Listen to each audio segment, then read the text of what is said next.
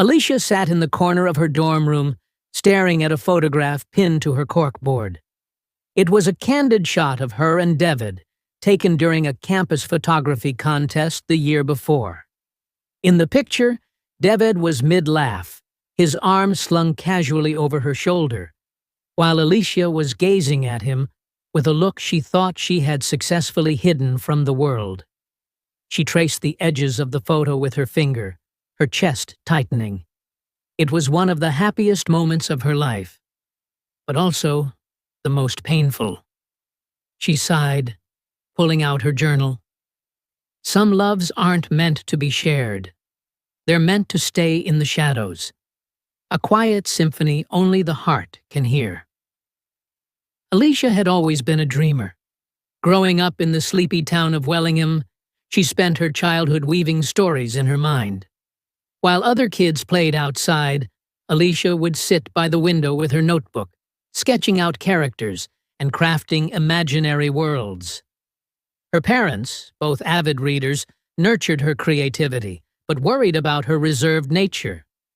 "She needs to experience the real world," her father often said. When Alicia received a scholarship to Wellingham University, they were thrilled. Alicia, on the other hand, was terrified. The idea of leaving her small, familiar bubble was daunting. Her fears began to dissipate when she met Dev during orientation week. It started with a simple moment: Alicia bumping into Dev at a campus coffee shop.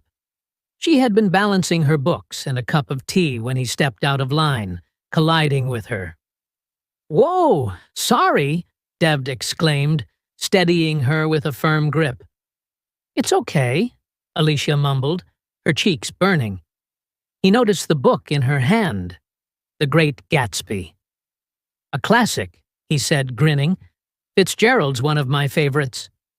Surprised, Alicia looked up. "Mine too." That encounter led to their first conversation, which stretched for over an hour.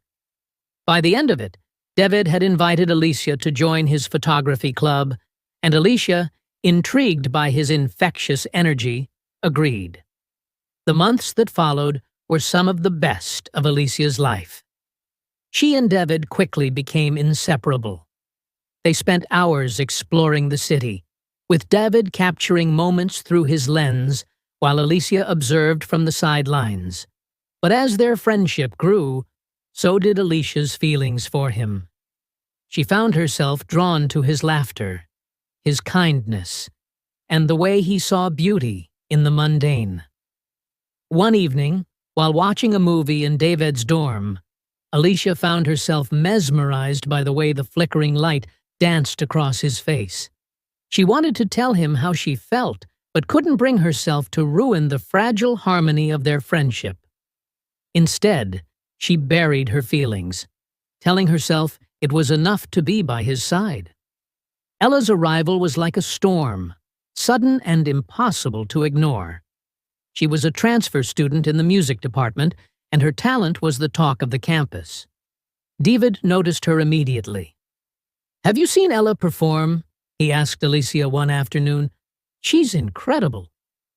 Alicia shook her head, not trusting herself to speak. David's admiration for Ella grew with each passing day. He would talk about her endlessly, describing her performances, her humor, and her infectious energy. For Alicia, it was like watching her world crumble in slow motion. The annual cultural festival was a pivotal moment for all three of them. Alicia had submitted a short story to the literary exhibition, while Dev showcased his photography. Ella, of course, was the star performer at the music showcase. Alicia spent most of the festival avoiding the crowds, seeking solace in the quiet corners of the library. But David insisted she attend Ella's performance. "She's going to blow you away," he said, his eyes sparkling with excitement. Reluctantly, Alicia joined him in the auditorium. Watching Ella on stage, pouring her soul into her violin, Alicia couldn't deny her talent. But she also couldn't ignore the way David looked at her, as if she were the center of his universe. A week later, David told Alicia he was planning to confess his feelings to Ella. They were sitting on the library steps, the golden light of sunset casting a warm glow around them. "I'm nervous," he admitted, running a hand through his hair. "What if she doesn't feel the same way?" Alicia's heart ached, but she forced a smile. "You'll never know unless you try." David looked at her, his expression softening. "What would I do without you, Alicia? You're the best friend anyone could ask for." That night, Alicia cried herself to sleep. Eladijo C. Their relationship blossomed quickly, and David was happier than ever. He shared every detail with Alicia, who listened with a heavy heart. "I feel like I've found my muse," he told her one afternoon. "Ella inspires me in ways I can't even explain." Alicia nodded, forcing herself to be supportive, but each word felt like a dagger to her heart. One rainy evening, Alicia found herself sitting alone in the campus park. David found her there, drenched and shivering. "Alicia, what's going on?" he asked, his voice filled with concern. She looked up at him, tears streaming down her face. "I can't do this anymore, David. I can't keep pretending I'm okay." David knelt beside her, his brow furrowed. "What are you talking about?" "I'm in love with you," she confessed, her voice barely above a whisper. "I've been in love with you for years." David's expression was a mix of shock and guilt. "Alicia, I had no idea." "I know," she said, wiping her tears. "And I don't expect you to feel the same. I just needed to tell you." Unable to bear the pain, Alicia decided to take a semester abroad. In Italy, she found solace in the vibrant culture and stunning landscapes. She spent her days writing in cafes, attending art exhibits, and exploring the cobblestone streets. She also met Ethan, a fellow writer with a passion for storytelling.